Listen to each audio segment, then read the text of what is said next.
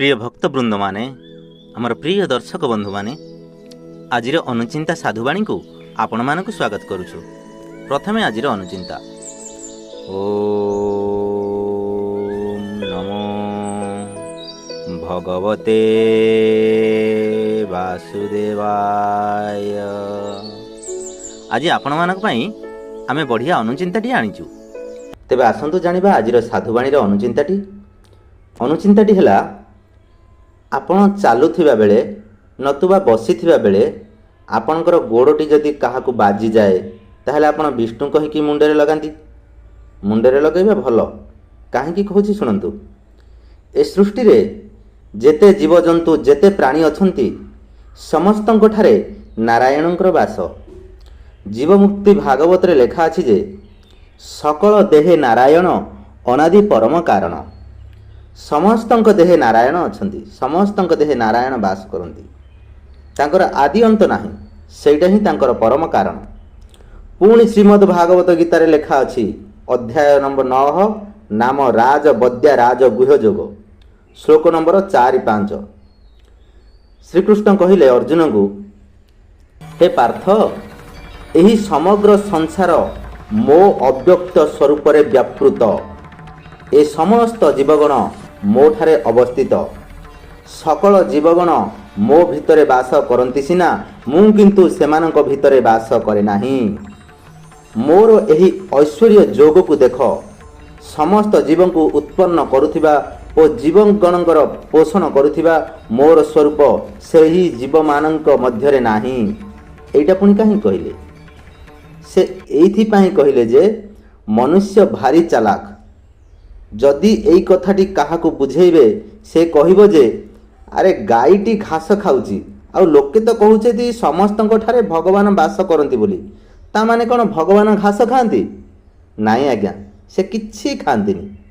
से एई कथाटी एइथि पाई कहिसंती जे ए मनुष्य माने प्रभु विश्वकर्तांकु बुझंतु। ए मनुष्य माने बुझिया पाई ही कहिथिले जे ए समग्र जीव जगत मोरी भितरे वास करंती सिना, मु किंतु सेमानक भितरे वास करे नाही। तेणु काहाकू गोड़ बाजिले हे प्रभु बोली कही मुंडरे लगांतु, पालन कले मंगल हेबो।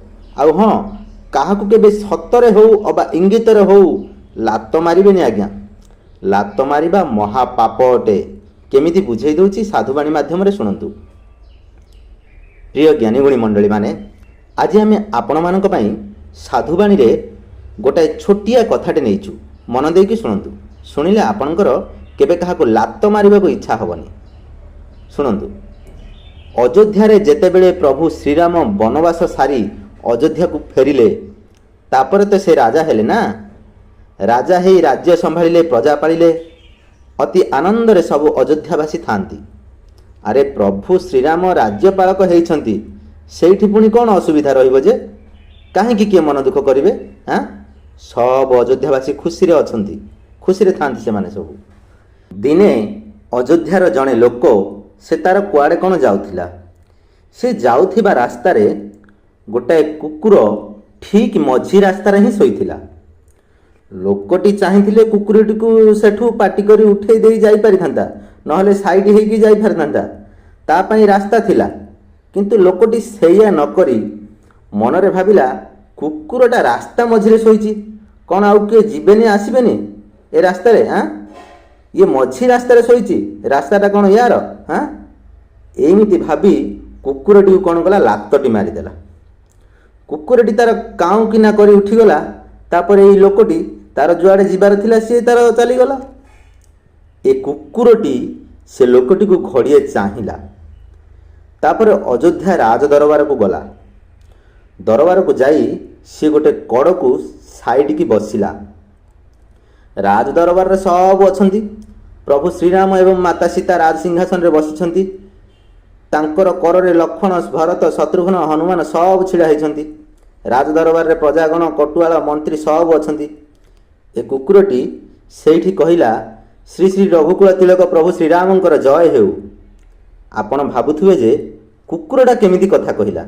हाँ, नाई आज्ञा, आग समस्ते कथा कहि पारुथिले। ए कथाटा आमे कहूनु, ए कथाटा पुराण कहे। आपण खोजंतु ପୁରାଣ ପଦ୍ଧତିରେ ଏହାର ସନ୍ଧାନ ନିଶ୍ଚିତ ମିଳିବ। ସମସ୍ତେ ନିଜ ନିଜ କର୍ମ ଅନୁଯାୟୀ କଥା କହିବାର ଶକ୍ତି ହରାଇ ଦେଇଛନ୍ତି, କେବଳ ମଣିଷକୁ ଛଡ଼ା।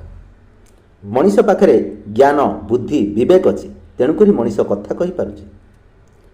କୁକୁରର ଏହି ଜୟଧ୍ୱନି ଶୁଣି ସବୁ ସଭାସଦଗଣ ଚାହିଁ ରହିଲେ।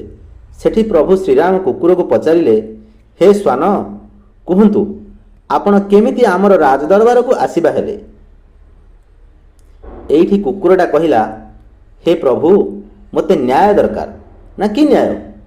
ସେଇଠି ସବୁ ସଭାସଦଗଣ ହସିଲେ, କହିଲେ କୁକୁରଟା କ'ଣ ଗୋଟାଏ ନ୍ୟାୟ ମାଗିବାକୁ ଆସିଛି? ହାଁ?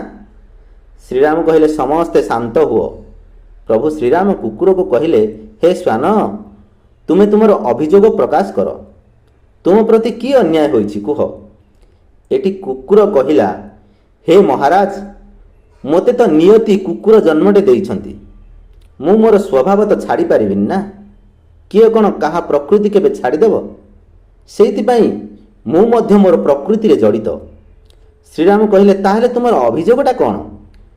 କୁକୁର କହିଲା, ମୋର ଅଭିଯୋଗଟା ହେଉଛି ଯେ ମୁଁ ରାସ୍ତା ଉପରେ ଶୋଇଥିଲି। ଆପଣଙ୍କ ରାଜ୍ୟର ଜଣେ ଲୋକ ମୋତେ ଲାତ ମାରିଲା, ଲାତ ମାରିକି ଉଠାଇଲା ମୋତେ। ସିଏ ତ ଚାହିଁଥିଲେ ମୋତେ ପାଟି କରି ଉଠାଇ ପାରିଥାନ୍ତା ନା, ହେଲେ ସିଏ ସେଇଆ ନ କରି ମୋତେ ଲାତ ମାରିକି ଉଠାଇଲା। ତା ଲାତଟା ମୋତେ ଭାରି କାଟିଲା। କ'ଣ ଆପଣଙ୍କ ରାଜ୍ୟରେ ଆମକୁ ସ୍ଥାନ ନାହିଁ? ଶ୍ରୀରାମ କହିଲେ, ସମସ୍ତଙ୍କ ପାଇଁ ଆମ ରାଜ୍ୟରେ ସ୍ଥାନ ଅଛି, କିନ୍ତୁ ଅନ୍ୟାୟୀ ଅଧର୍ମୀମାନଙ୍କ ପାଇଁ ସ୍ଥାନ ନାହିଁ। ପ୍ରଭୁ ଶ୍ରୀରାମ ତାଙ୍କର ସୈନ୍ୟମାନଙ୍କୁ ଆଜ୍ଞା ଦେଲେ ଯେ ଏହି କୁକୁରକୁ ଯିଏ ପଦାଘାତ କରିଛି ତାକୁ ଶୀଘ୍ର ଏହି ଦରବାରରେ ଉପସ୍ଥିତ କରାଅ, ଏହି ରାଜସଭାରେ ଉପସ୍ଥିତ କରାଅ। ସୈନ୍ୟମାନେ ବାହାରି ପଡ଼ିଲେ। କୁକୁରକୁ ଲାତ ମାରିଥିବା ଲୋକଟିକୁ ଖୋଜିବା ଆରମ୍ଭ କଲେ।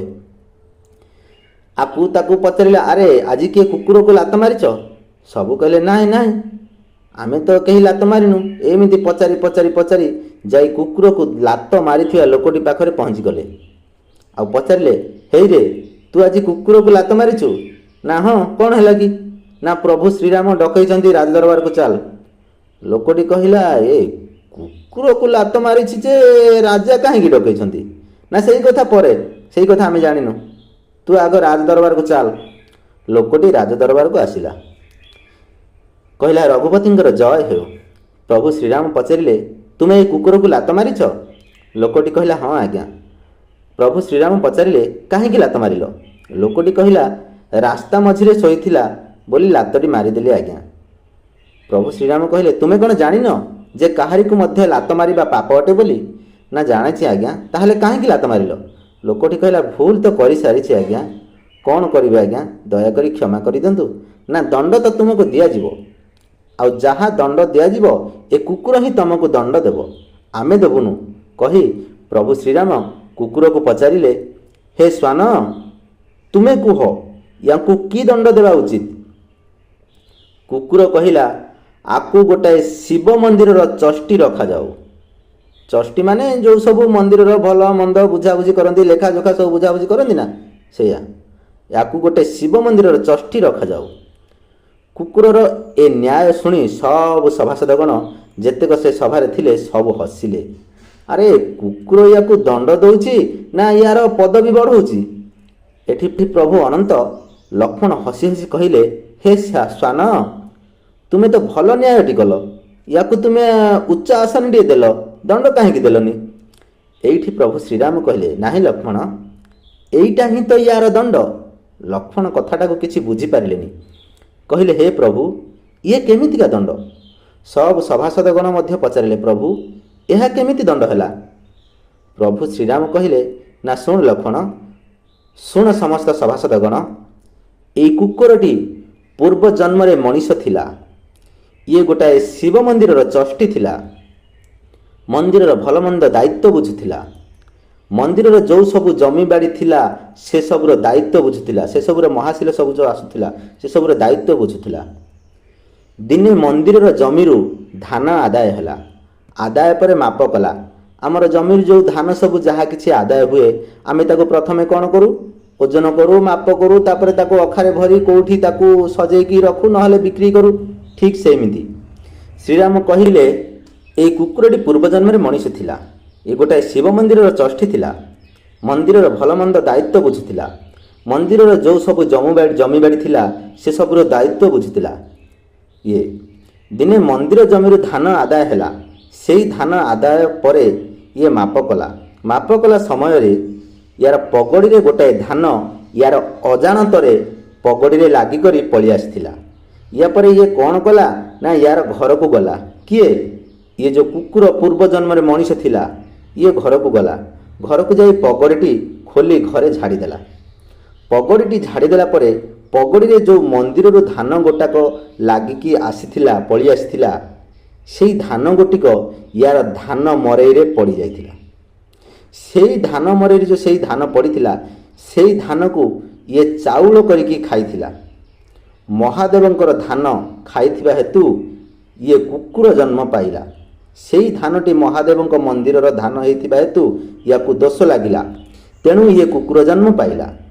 ଆଉ ଏବେ ଏଇ କୁକୁର ଏଇ ଲୋକଟିକୁ ସେଇ ଦଣ୍ଡ ହିଁ ଦେବାକୁ ଚାହୁଁଛି।